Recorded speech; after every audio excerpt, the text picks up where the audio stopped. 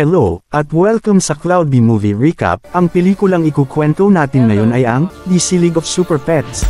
Bago tayo magsimula ay maaari lamang mag-iwan na lamang ng subscribe, like and share. Halina't simulan na natin. Nagsimula ang pelikula sa planetang Krypton bago ito masira. Pinadala ni Jor-El at Lara ang sanggol na si Kal-El sa planetang Earth sakay ng isang pod, na inihiwalay siya sa kanyang matalik na kaibigan na si Krypto, isang tutang Labrador. Bago magsara ang pod, lumukso si Krypto at agad pumasok sa loob ng pod para panatilihing ligtas si Kal-El. Mabilis na lumipad ang pod habang sumasabog ang planetang Krypton. Sa kasalukuyang panahon, kilala ng lahat si Kal-El bilang Clark Kent or Superman.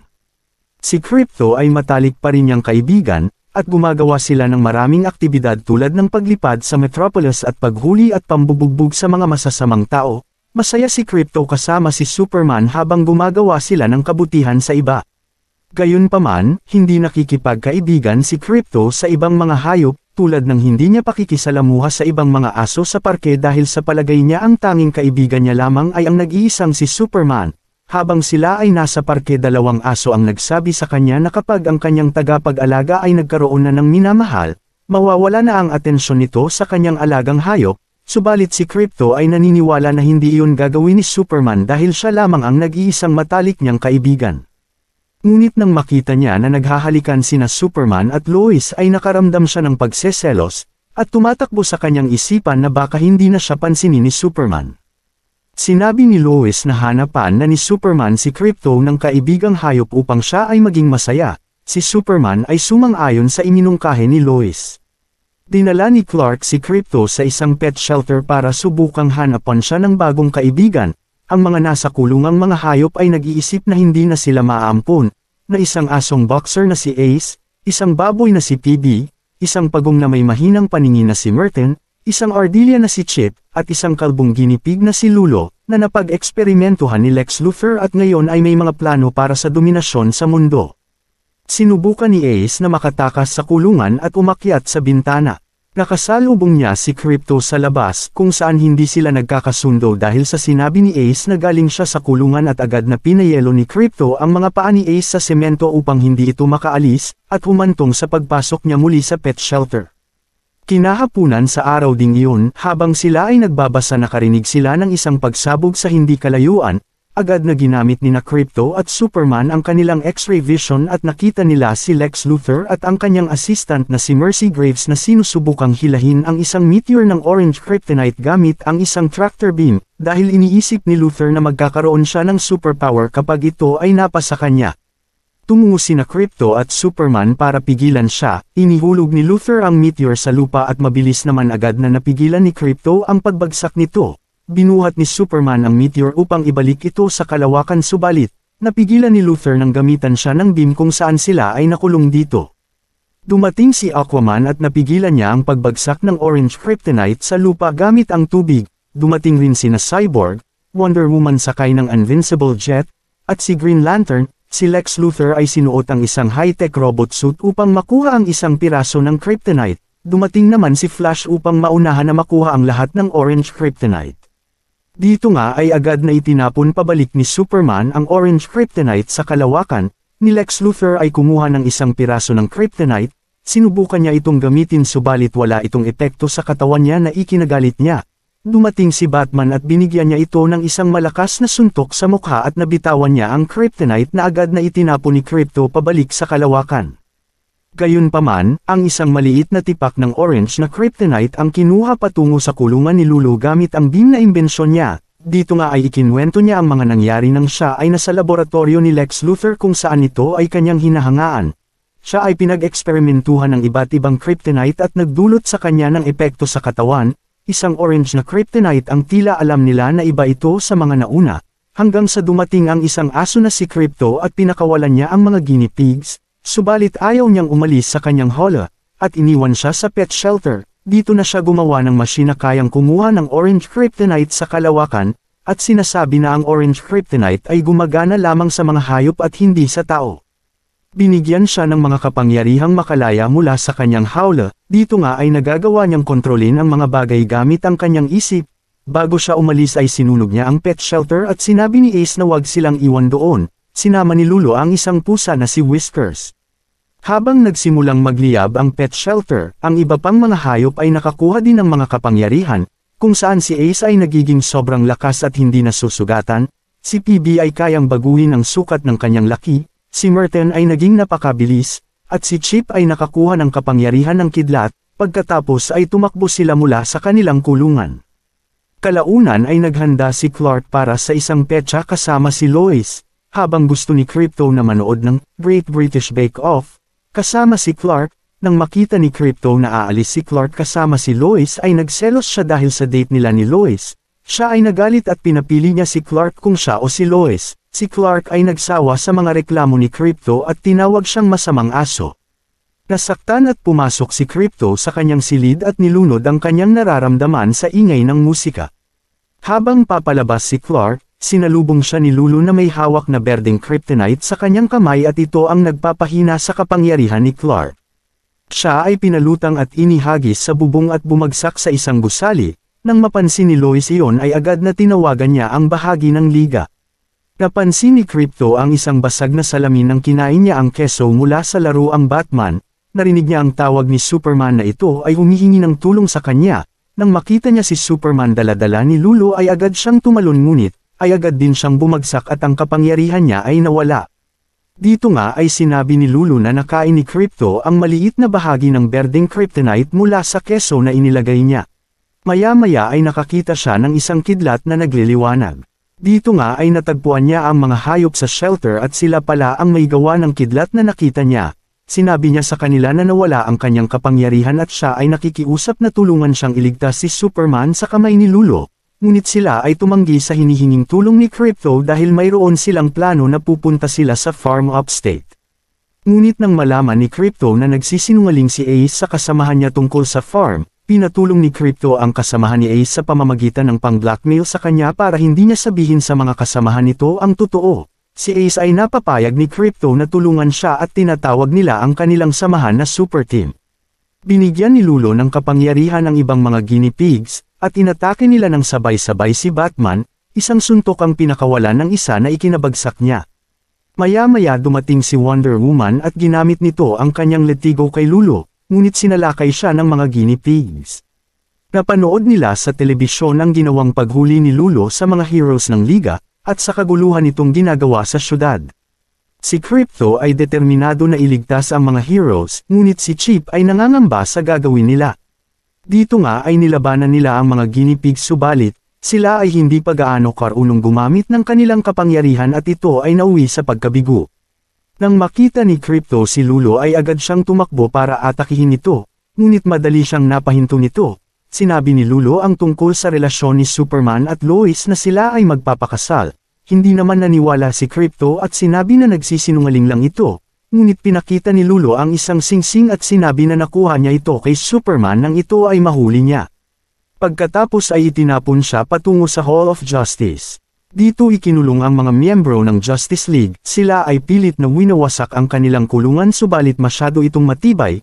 Napanood nila si Crypto sa telebisyon kasama ang iba pang hayop, sila ay umaasa na iligtas ng mga ito. Si Crypto ay gustong mapag-isa, sinamahan siya ni Ace habang pinapanood nila ang paglubog ng araw. Si Crypto ay naglabas ng kanyang nararamdaman dahil nalaman niya na ikakasal na ang kanyang best friend na si Superman. Si Ace ay naiintindihan si Crypto dahil siya din ay nagkaroon ng amo na tao, at ikinwento niya na sila ay masaya subalit. Nang makita niya ang anak ng kanyang amo na naglalakad papunta sa hagdan, agad niya itong sinagip sa pagkahulog ngunit, nagtamo ang bata ng sugat matapos niya itong makagat, at dito siya inilayo at inilagay sa pet shelter, at siya ay nakaramdam ng matinding kalungkutan. Sa pag-uusap nila tungkol kay Lulu at ito ay may kaugnayan kay Lex Luthor, si Crypto ay napagtanto niya na si Lulu ay nasa Strikers Island upang pakawalan si Lex. Sila ay sumakay sa Invincible Jet, ngunit agad itong pinasabog ng isang rocket at hindi nagtagal sila ay bumagsak. Dito nga ay nakita nila ang isang pusa na si Whiskers at siya ang nagpasabog ng kanilang jet. Sila ay agad na inatake ni Whiskers gamit ang mga pampasabog na lumalabas sa katawan nito. Pinalakas ni Crypto ang loob ng kanyang mga kasama, at binigyan niya ng salamin si Merton upang makakita ito ng malinaw, habang pinapasabog si Whiskers ang mga sasakyan. Sila ay bumuo ng plano para pabagsakin si Whiskers, dito nga ay naglabas ng rocket si Whiskers sa kanyang buntot at ito ay sinalo ni Ace gamit ang kanyang matigas na katawan, pagkatapos ay naglabas siya ng isang granada mula sa kanyang bibig at inihagis kila Crypto at Ace, mabilis naman tumakbo si Merton upang kunin ito at ibalik sa kanya, isang lagayan naman ng basurahan ang pinalipad ni PB at ito ang nagkulong kay Whiskers, at tinunaw naman ni Chip ito gamit ang kanyang kidlat. Sila ay agad na nagtungo sa Strikers Island para pigilan si Lulo. Si Lulo ay nais pakawalan si Lex Luthor, dumating naman sina PB, Chip, Crypto, Merton at Ace at si Lulo ay kanilang nahuli, subalit nakagawa ng paraan si Lulo gamit ang kanyang isip kinontrol niya ang isang bilog na bakal, at nagtatangkang ihuhulog kay Crypto kung hindi siya papakawalan, at nang siya ay makawala sinabi niya na pumasok sila sa kulungan, agad naman silang pumayag para hindi masaktan si Crypto. Si Lulo ay sobrang saya ng mapaalis niya si Lex Luthor sa kulungan, ngunit siya ay ikinulong nito at si Lex Luthor ay umalis at sinabi na siya ang nakahuli sa Justice League. Dumating ang dalawang guinea pigs at tinulungan siya para makalaya. Ang Justice League ay inorasan para sa paglipad nila papuntang kalangitan at para pasabugan sila. Ang Super Pets ay ginagawa ang lahat para makatakas, subalit si Crypto ay nawalan ng pag-asa dahil hindi sila makakaalis sa kulungan kung hindi sila kasing lakas ni Superman. Sinabi ni PB at Ace na huwag silang sumuko, ngunit sinisisi ni Crypto ang kanyang sarili dahil hindi niya nabantayan si Superman at humingi siya ng tawad sa mga kasama niya. Maya-maya ay napansin ni Chip na si Crypto ay lumulutang na ikinagulat ni Crypto, at sinabi na siya ay nagbabalik. Madali siyang nakatakas mula sa kanyang kulungan at kasunod nito ang pagpapalaya niya sa iba pa. Sila ay nagpasya na iligtas ang Justice League, subalit sinabi ni Crypto na siya na lamang ang magliligtas sa mga heroes dahil ayaw niyang mapahamak ang kanyang mga kaibigan. Dito nga ay nagsimula ng mangulo ang mga guinea pigs sa syudad at si Lulo ay papunta sa kinaroroonan nila Superman, at sinabi na oras na para patayin si Superman. Si Crypto ay dumating, agad siyang sinugod ng mga guinea pigs at matapang niya itong hinarap. Madaling pinabagsak ni Crypto ang mga ito at isang guinea pig ang nagpakawala ng malakas na rainbow subalit wala pala itong kwenta. Dito nga ay hinarap ni Lulo si Lex Luthor, ito ay kanyang ikinulong na tila siya ay isang hamster. Si Lulo ay sabik na paliparin at pasabugan ang mga heroes ngunit, ang dalawang guinea pigs ay nagdadalawang isip dahil ayaw nilang pumatay. Sila ay pinagdikit niya, agad naman dumating si Crypto upang pigilan itong pindutin ang button. Ito ay kanyang dinala sa labas, subalit huli na ang lahat, nang makontrol nito ang button at ito ay kanyang pinindot kung saan ang paglipad ng rocket ship ay nagsimula na. Si Crypto ay nais itong habulin subalit hawak ni Lulo si Lois sakay ng helicopter, buti na lang ay dumating ang Super Pets upang tulungan siya. Ibinato ni Lulo ang helicopter, sinabi ni Crypto na sila Ace na ang bahala kila Superman at ililigtas niya si Lois. Si PB ay mabilis na naging isang higanteng baboy, at agad naman nailigtas ni Crypto si Lois sa pagbagsak ng sinasakyan nito. Ginamit ni Merton ang kanyang bilis upang paliparin si Ace at Chip para maabutan nila ang rocket ship, habang sina Crypto at Lulo ay naglalaban. Ginamit ni Chip ang kuryente niya upang mabuksan ang rocket ship subalit hindi sapat ito. Si Ace ay lumapit kahit pa ang katawan niya ay nakakaramdam ng init dahil sa apoy, ito ay kanyang kinagat upang buksan. Dito nga ay nakita ni Crypto na sumabog na ang rocket ship, at nakita rin niya na nagawa nila Ace ang pagliligtas sa mga heroes. Inatake ni Crypto si Lulo hanggang sa ito ay tumilapon sa gusali at nasira ang Orange Kryptonite. Ang Justice League ay nakalaya na dahil sa tulong ng Super Pets. Tinipon ni Lulo ang mga bahagi ng Orange Kryptonite at ito ay kanyang pinasok sa loob ng kanyang katawan. At hindi nagtagal siya ay naging isang higanteng guinea pig at tumubo sa kanyang katawan ang Orange Kryptonite. Inatake ni Crypto si Lulo subalit, isang hampas lamang ang ginawa nito na agad na pinatalsik si Crypto sa malayo. Ginamit rin niya ang Kryptonite kay Superman upang hindi ito makagalaw. Ang Justice League ay sabay-sabay umatake kasama ang Super Pets, ginamit nila ang kanilang kapangyarihan at inatake nila ito sa iba't ibang parte ng katawan nito upang talunin ng higanteng si Lulo, subalit hindi ito sapat, naglabas ng malakas na kapangyarihan si Lulo at hindi sila makalapit sa kanya.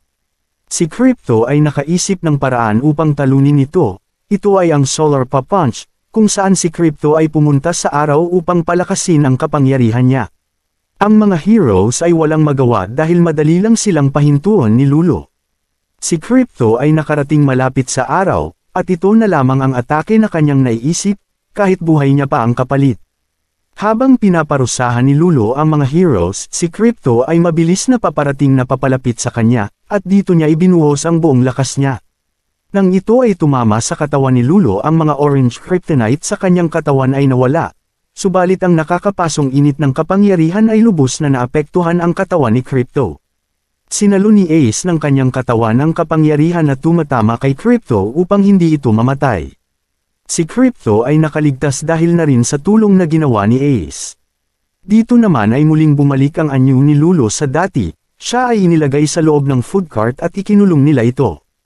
Si Crypto ay natanggap na ang relasyon ni Superman at ni Lois. Ibinigay niya ang singsing kay Superman at sinabi na yayain na nitong magpakasal si Lois na agad naman na tinanggap niya ang alok ni Superman.